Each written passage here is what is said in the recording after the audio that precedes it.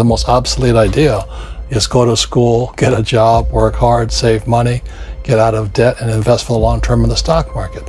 See, why would you save money when they're printing trillions of dollars? The gap between the 1% and 99% is massive. You see, it's not just money. You have to step back and look at the bigger picture. So what do you do? In every one of us is a poor person. There's still a poor person inside me. There's also a middle class person, and the middle class person wants security. They want that steady paycheck. And there's a rich person.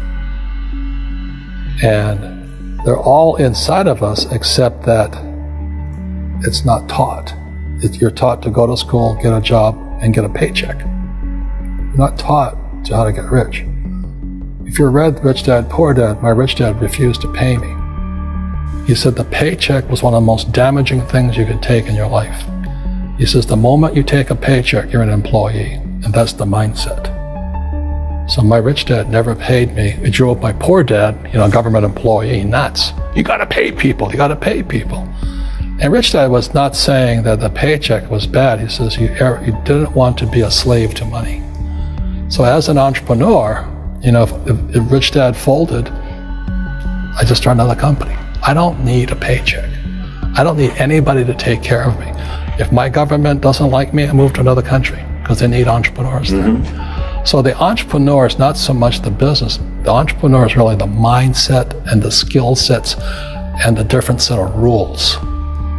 You see, small business does not operate in the same rules as big business. Entrepreneur is a mindset first, a skill set, and rules. And depending upon whether you're an employee or a small business, the rules are different. The mindsets are different, the skill sets are different. If you could say one thing to somebody who's never been an entrepreneur and they're thinking about making the leap of faith into becoming an entrepreneur, what could you tell them? Well, I'll just tell them the same thing that happened to me. My last paycheck, I still remember it clearly. It was one of the worst and the best days of my life. And I was in Puerto Rico. I was working for Xerox, and my boss gave me it wasn't a paycheck, it was a bonus check. I think it was about $30,000 taxable. It's the only problem with that. So I got this check and I went, holy mackerel. So I was excited, but I was also disturbed. And so this other guy comes up to me, his name was John, and John says to me, he says, you're gonna be back. I said, why? He says, because you're gonna fail.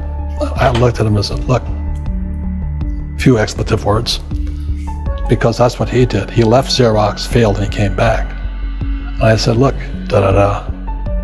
you failed and you came back, but I'm gonna fail and I'm never coming back. And that's the attitude. Do you know what I mean? If you say, well, if I fail, I'll go back to mommy and daddy, then that's what you'll do. So if you fail, that's when I became an entrepreneur, because I had no money. I had no money for years. I didn't have a paycheck. But that's what my rich dad encouraged me to do. He says, when you don't have this paycheck, you get hungrier, smarter, and it's a test of your character. Will you become a crook? Will you become dishonest? Will you cheat and steal? Or will you become a better human being? So really, that's the benefit of becoming an entrepreneur, is you really find out who you are when you don't have anything. So you always have to look at the big picture. Too many people look at, well, what's going to happen to me? When you look at the big picture, you're also going to know that when something bad happens, something good's going to happen. But you got to prepare for whatever is coming. If you think next 20 years will be like the last 20 years, you're going to get creamed. When you and I go to the supermarket and we buy a carton of milk, we always check for the expiration date. But most people do not check for the expiration date on their brains. Instead of get out of debt, I get into debt. I just refinanced $300 million in debt.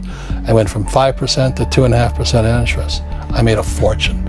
Every month, more money comes in because my cost of money has gone down. So while some financial experts are saying get out of debt, I'm saying learn how to use debt. So when I came back from in Vietnam in January of '73, the first thing my rich dad said to me was go to school to learn how to invest in real estate. It wasn't real estate, it was how to use debt and taxes. Debt and taxes make the rich richer. Debt and taxes make the poor, the middle class, poor. So all the rich guys who are doctors and lawyers or, those guys, they're getting creamed and they don't know why. Doctors are getting creamed. Oh yeah, they make it more money, but the take home is less. Sure. My doctor just yelled at me. He was happy. He says, "Oh, guess what? I finally made $1 million." And I said, "Yeah, this was just 3 weeks ago." And so I said, "Yeah, well, how much you pay in tax?" He says, $750,000 in taxes. So his net was about $400,000. That's not bad. But when I make $1 million, I keep $1 million. And the reason is because I don't make it by working for money. See, if you work for money, you're taxed. So that's why lesson number 1 in Rich Dad Poor Dad is the rich don't work for money. What we do instead is we create businesses as entrepreneurs. We acquire real estate. I don't invest in the stock market. Okay? So the reason is because as entrepreneurs, I have more control over my income, how much I make, and how much I pay in taxes. And because I'm an entrepreneur as well as an investor in real estate, I pay 0 tax. So every time I make, let's say, $1 million as an entrepreneur, I immediately invest it in real estate and I have a 4-to-1 step up. So I put $1 million in real estate, I get $4 million from the bank. That's why I love banks. But the banks are screwing everybody else, terrible, but it's good for me. That's why you say when you print, it's good for you, but when you print, it's bad for people that work for money. Because when you print, savers get creamed and people who work for money get creamed. When they print, debtors get rich. You see, debt and taxes make the rich richer, and debt and taxes make the poor middle class poorer. When we have obsolete ideas, we get obsolete results. So what's happening for most people, the idea of going to school, getting a job, working hard, saving money, getting out of debt, buying your house because it's an asset, investing for the long term, is obsolete. The world has changed. The world changed in 1971 when President Nixon took us off the gold standard and money became debt. What if we get rid of school? Then what would happen? Would it be better if we had no educational system at all? No, I'm saying education is more important before. It's just obsolete. There's Moore's Law which states information doubles every 18 months. In other words, everything's obsolete 18 months. So, and this is just a recent phenomenon. So when you come out of school, you're already obsolete. And that's why I'm the old guy, I meet my friends who went to Harvard. I went to Harvard. I said, yeah, that was how long, 50 years ago? Today, the banks are charging you interest to save money. In other words, the banks don't want your money because they printed too much of it. And that's why there's this bubbles in stocks and bubbles in real estate and all this. People are dumping the cash because, as I said in here, savers are losers and cash is trash. And yet people are, I want a high-paying job. Well, that's an obsolete idea. Get out of debt is an obsolete idea. You should learn how to get into debt, how to use debt to get rich, and they'll never teach you about taxes. The reason the 1% is way up here and the 99% are going this way is because when you print money, 2 things happen: inflation and taxes. It's crushing them. And any entrepreneur thinks, I'm just going to make money, I'm going to start a business and make a lot of money because of what we talk about. They really have got to smell the roses, man. That's not what the real entrepreneurs are doing. Most entrepreneurs, there's 28 million small business owners in America. 24 million are what are one-person entrepreneurs. They're called non-employee entrepreneurs. So and that's what happens is when people don't really understand what an entrepreneur does. So most big people are self-employed, but they're not really entrepreneurs. The self-employed pay the highest taxes of all, and nobody tells them that. Yeah, it's also called the entrepreneurial spirit, but what we were actually talking about was there's no such thing as a bad economy.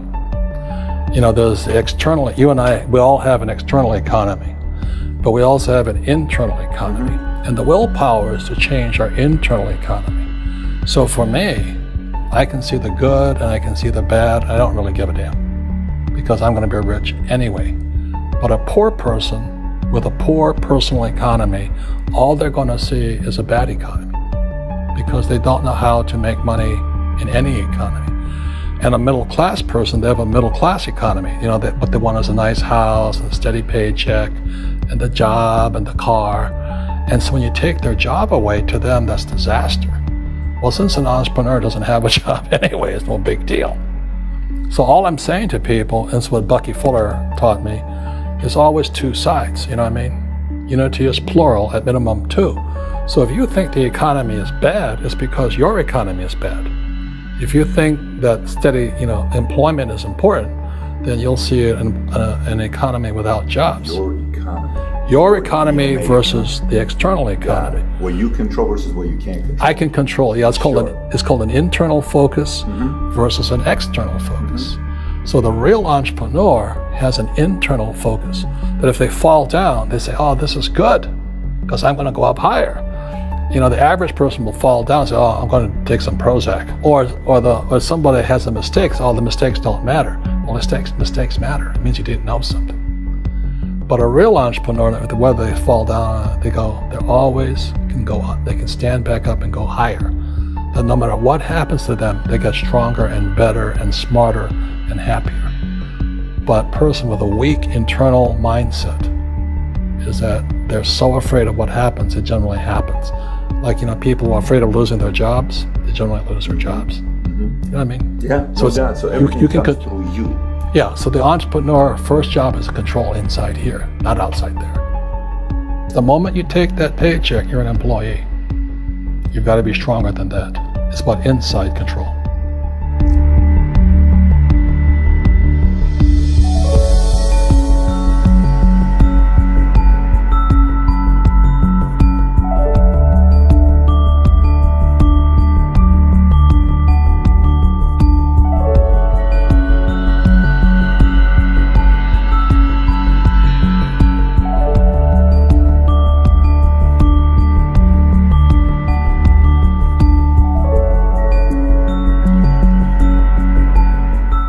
Thank you for watching. Don't forget to subscribe to this channel, and you can share this video with anyone who might benefit. And also don't forget to check out the playlist Digital Learning for more related videos. I'll see you in the next one.